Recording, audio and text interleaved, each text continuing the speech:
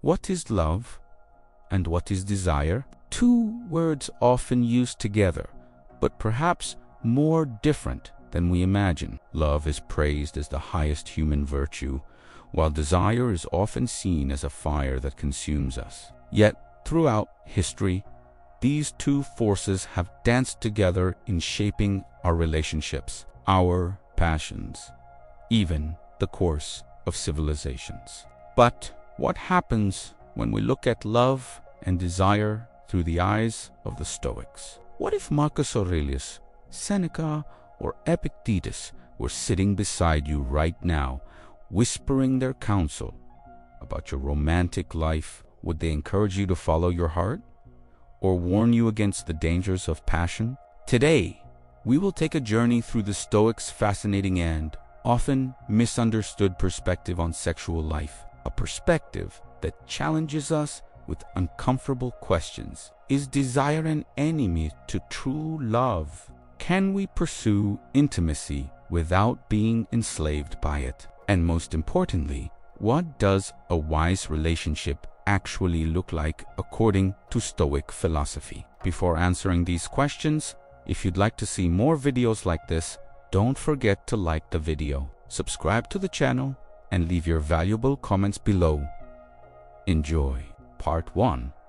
The Stoic Lens on Human Passions. For the Stoics, life was not simply a series of random events, nor was it dictated by the chaos of fate. To them, life was a battlefield, but not one fought with swords and shields. The true arena was within the human mind. Every day was a struggle between reason and impulse, wisdom and blindness, self-mastery and self-destruction. And in this struggle, they believed the greatest enemy was not an external force like war, poverty, or even death itself. No, the true danger was far more intimate.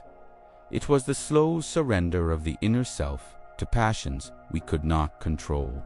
Think about your own life. How many moments have slipped through your fingers because you allowed desire to guide you instead of reason? How many choices, perhaps small, perhaps life-changing, were made in a haze of impulse? We often like to believe we are rational beings, but if we are honest, so much of our past has been shaped not by calm reflection, but by sudden emotional storms. Stoicism confronted this reality head-on by dividing human emotions into two broad categories. On one side were rational feelings, emotions guided by virtue, harmony, and reason. On the other side stood irrational passions, the turbulent disturbances of the soul, the storms that crash against the mind and pull us away from wisdom. Anger, envy, uncontrolled fear, unchecked lust, these were seen not as harmless states of mind, but as real threats to the soul's stability. And where, the Stoics asked, does sexual desire belong? Almost always it falls into the second category. Sexual longing, when left unexamined, is like a wildfire. It grows quickly, burns intensely, and can leave destruction in its wake. Epictetus, the former slave-turned-philosopher, often reminded his students that freedom was not about doing whatever one pleases, but about being in control of oneself. No man is free who is not master of himself, he said. And if we think honestly, is there any appetite more capable of mastering us than desire? Yet before we paint the Stoics as cold, joyless enemies of love, we must pause. They were not calling for a rejection of intimacy or human connection. They were not machines. They too knew the sweetness of companionship, the warmth of affection, the need for closeness. What they sought, however, was transformation, to lift intimacy out of the realm of blind passion and elevate it toward something nobler, something enduring, something grounded not in fire that consumes, but in light that illuminates. Part 2. Love as rational affection versus desire as passion. To understand this difference, let us imagine two scenarios. In the first, you encounter someone whose beauty strikes you like lightning. Your heart begins to pound, your breath shortens, your mind becomes clouded. In that moment, reason has no voice. You are consumed by a single force, desire. The attraction is intoxicating, overwhelming, and nearly impossible to resist. It feels powerful, yet it is unstable because it is built on a fleeting spark. This is passion in its rawest form. Now, in the second scenario, you meet someone again, but this time your admiration extends far beyond the surface. You see not just their face, but their soul. You are drawn to their kindness, their patience, their courage in the face of hardship, their ability to remain calm when the world falls apart. What stirs your heart is not just physical allure, but a deep respect for their character. This is not fire that blinds you, but light that guides you. This is what the Stoics would call love. Ask yourself, which of these has more staying power? The passion that surges like a storm, or the affection that grows steadily like a tree, sinking roots deeper with every passing year? One burns brightly, but quickly fades into ash. The other endures, providing shade, stability, and nourishment for a lifetime. Seneca, one of Rome's most eloquent Stoic thinkers, described love in its noblest form as friendship set on fire. He did not mean a fire that rages uncontrollably, consuming all it touches, but a gentle, warming flame, a flame that gives light and heat without destruction. To him, desire was dangerous precisely because it reduced the other person into nothing more than a vessel of pleasure, a temporary object to satisfy an urge. Love, in contrast, saw the other person not as an object, but as a partner in virtue, a companion in the pursuit of wisdom, justice, courage, and self-mastery. The Stoics believed that true love was not about losing yourself in another person, but about finding yourself more clearly alongside them. It was about building a bond that strengthened reason, deepened character, and inspired both partners to live better lives. Desire might ignite quickly, but love, real love, was meant to endure. Part 3. The body versus the soul. There is a question that has echoed through time, one that the Stoics never ignored. When you are drawn to another person, are you pursuing the body or are you pursuing the soul? Marcus Aurelius, the philosopher emperor, urged himself constantly to peel away illusions, to strip things down until only the truth remained. He warned that our desires often dress themselves in glamour and seduction, disguising themselves as something profound when, in reality, they may be shallow. Ask yourself, if your attraction is only for the body, what exactly are you chasing? Skin, flesh, a temporary spark of beauty that time will surely erase. Aurelius wrote in his Meditations, "When you look at baked meat or a fine vintage wine, recall that this is a dead fish, a dead bird, or dead grapes." With this, he was not being cruel or dismissive. He was teaching himself to see through appearances, to recognize things for what they truly are. What appears luxurious, glamorous, or irresistible is, at its core, something far simpler, far less impressive than our imagination makes it. Apply this same clarity to lust. What is lust when you strip it of its glowing stage lights, of its intoxicating perfume, of its thrilling promises? At its essence, it is a fleeting itch, a chemical storm in the brain, a hunger that demands satisfaction but never provides lasting nourishment. The thrill burns quickly and then fades, leaving you emptier than before if no deeper bond exists.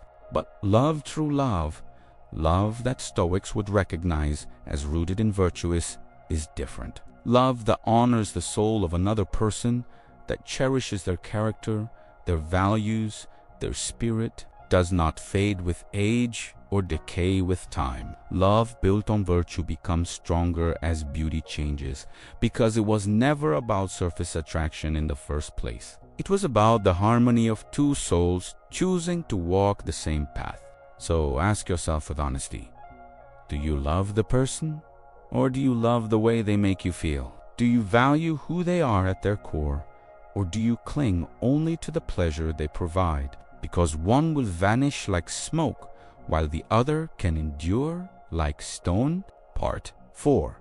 Marriage, Family, and Stoic Duty. The Stoics never saw human desire in isolation. They understood it as part of a larger web of responsibilities, relationships, and duties that give life meaning. In the ancient world, marriage and family were not framed as optional adventures. They were seen as the foundation of human society, the natural expression of our role as rational, social beings. Epictetus reminded his students that nature itself designed humans for community. We are not solitary creatures. We are born from others. We depend on others, and we are called to care for others in return. To him, the act of creating and raising children was not about indulgence or personal gratification. It was about responsibility, about honoring the natural order. But what about us? Here in today's world, where freedom of choice defines so much of our relationships, where love is often romanticized, idealized, and sometimes discarded when it ceases to feel exciting, can Stoic principles still guide us when marriage is no longer demanded by society but chosen, delayed, or sometimes rejected altogether? The Stoics would argue that the essence remains unchanged. The question is not whether you must marry or have children, but whether your relationships, whatever form they take, are guided by virtue, reason, and responsibility. If you build your relationships only on fleeting desire, you are erecting a house on sand. Passion can be dazzling, but it does not last. The Stoics compared it to a flame, bright, hot, but quickly extinguished if not fed by something deeper. A marriage without virtue, they believed, is nothing more than a contract of pleasure to people bound together not by shared purpose, but by shared indulgence. But a marriage built on virtue is something higher. It becomes a partnership where two souls align with reason, with duty, and with the natural order. Such a union is not fragile, because it is not dependent on beauty, wealth, or convenience. It is held together by shared values, by loyalty, by the quiet but enduring strength of mutual respect. In a world that prizes freedom, the Stoic challenge is to recognize that freedom without responsibility is empty. Choice gains meaning only when it is exercised with wisdom. To choose love based on virtue is not to limit yourself, but to root yourself in something that can withstand the storms of life. So ask yourself again, what does your relationship stand upon? Is it balanced on the fragile pillar of desire, or is it grounded in the solid foundation of virtue, partnership, and shared responsibility? The Stoics would say, only one of these will endure. Part 5. The Trap of Obsession. How many lives, both ancient and modern, have been quietly dismantled by the chains of obsession? History offers countless examples. Kings who traded their crowns for lust, generals who lost wars because they could not master their own impulses, artists whose brilliance dimmed under the weight of insatiable desire. Obsession has no preference. It can claim the weak and the powerful alike. It whispers promises of pleasure, of fulfillment, of something missing finally found. But when followed blindly, it often leaves nothing but ruin in its wake. The Stoics saw this clearly. They believed that when passion takes the throne, reason is forced into exile. Desire, unchecked, transforms from a spark into a consuming fire, leaving behind ashes where once there was strength, clarity, and dignity. Seneca, ever the sharp observer of the human condition, compared unrestrained desire to a sickness of the soul. like a fever that intensifies. The more you feed it, desire grows stronger when indulged. What once seemed satisfying quickly becomes insufficient, and the hunger deepens. What we desire, Seneca warned, will always outpace what we possess. It is a race without a finish line, a thirst that no amount of water can quench. Think for a moment about the world around you. How many scandals that shake nations, corporations, or families come down not to politics, not to economics, not to fate, but to a failure of self-control. A moment of indulgence, repeated again and again, snowballs into a lifetime of regret. Entire legacies have crumbled not because of enemies on the battlefield, but because of battles lost within one's own mind. And so we are left with the uncomfortable question the Stoics would demand we confront honestly. In your own life, do you rule your desires, or do your desires rule you? When temptation appears, do you pause, breathe, and act from reason? Or do you, like so many before you, allow yourself to be carried away by impulses that promise joy but deliver chains? Marcus Aurelius urged himself to strip things down to their essence. A body is just flesh, temporary and fading. A moment of pleasure is fleeting, gone as quickly as it arrived. And yet, how often do we treat these illusions as if they were treasures worth sacrificing everything for? To master desire is not to deny yourself joy, it is to protect yourself from slavery. The Stoic path is not about cold rejection of life, but about choosing wisely, savoring deeply, and never allowing a moment's passion to destroy a lifetime's peace. So ask yourself again, not with fear, but with honesty. Who sits on the throne of your mind, you or your obsessions? The answer may be the difference between a life wasted in hunger and a life lived with freedom. Part 6. A Stoic Guide to Love Today. So what can we take from the Stoics into our own modern relationships? Their world may have been filled with marble temples and handwritten letters, while ours is filled with glowing screens and fleeting swipes. But the heart of the human struggle remains the same: how to love wisely.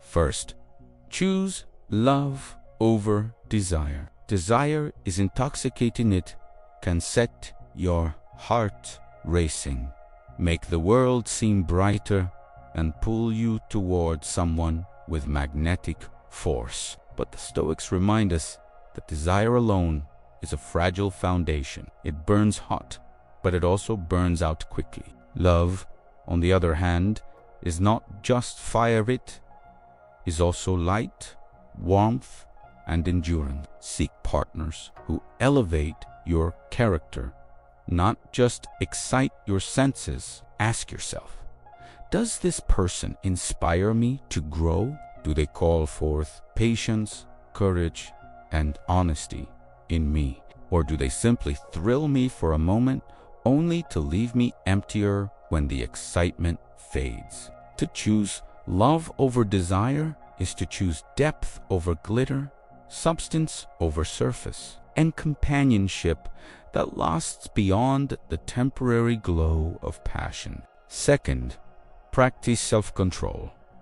Passion is not evil. In fact, it can be beautiful, life-giving, and deeply human. But when unrestrained, it enslaves us. How many people have chased passion so blindly that they lost themselves in the process, abandoning reason, dignity, even their values? Freedom does not mean giving in to every impulse. True freedom comes from discipline, from being able to feel the pull of emotion and still decide with clarity. Imagine a river. When it flows freely within its banks, it nourishes the land, gives life, and carries ships forward. But when it floods without restraint, it destroys everything in its path. Passion, too, must have its banks formed by wisdom and self. Third, remember impermanence.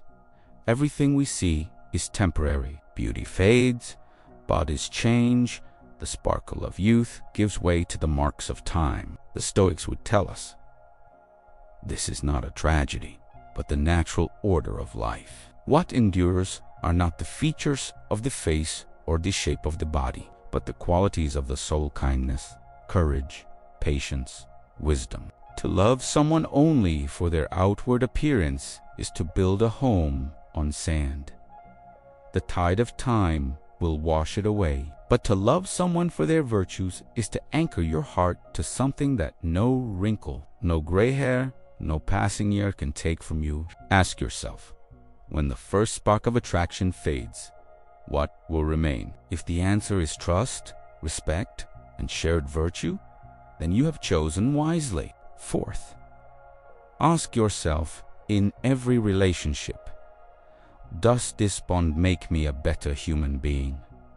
Or does it pull me away from virtue? This is perhaps the most important Stoic question of all. Every relationship shapes us, whether subtly or dramatically. Some bonds strengthen us, they challenge us to rise above our weaknesses, to practice patience when anger tempts us, to forgive when pride resists, to give when selfishness whispers. Other bonds, however, draw us downward, encouraging pettiness, jealousy, dishonesty, or dependence. The Stoics would urge us to choose carefully, for the people we allow into our hearts will either help us ascend toward virtue or drag us away from it. In the end, the Stoic guide to love is not cold or detached, it is profoundly caring. It tells us to love not blindly, but wisely, not selfishly, but generously, not briefly,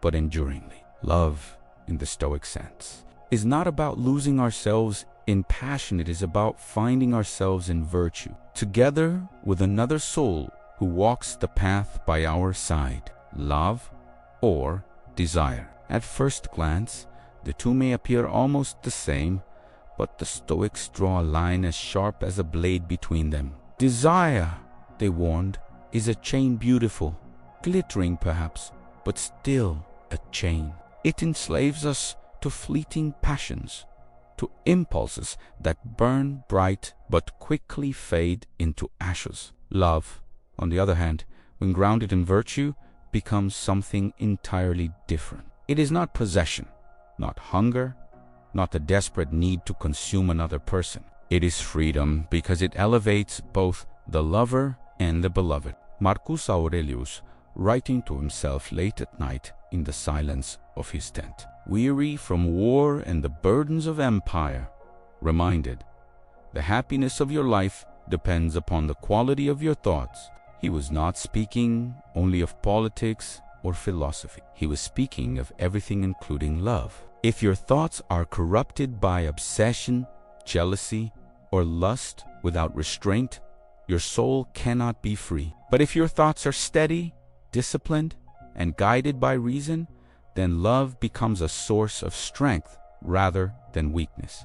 So in matters of love, we must pause and ask ourselves what rules whose passion or reason. Do we seek a partner because they flatter our vanity, or because they help us grow in wisdom and courage? Do we cling to beauty that time will soon erase, or do we value the deeper virtues that time only strengthens? The Stoics remind us that every choice, no matter how small, shapes the architecture of our soul. To give in blindly to desire is to build on sand, but to love with patience, with kindness, with self-control, that is to build on stone. And so the choice, as always, lies within us. No philosopher, no teacher, no partner can make it for us. It is ours alone. We decide whether love will be our liberation or desire our prison. And in that decision rests not just the fate of our relationships, but the happiness of our lives.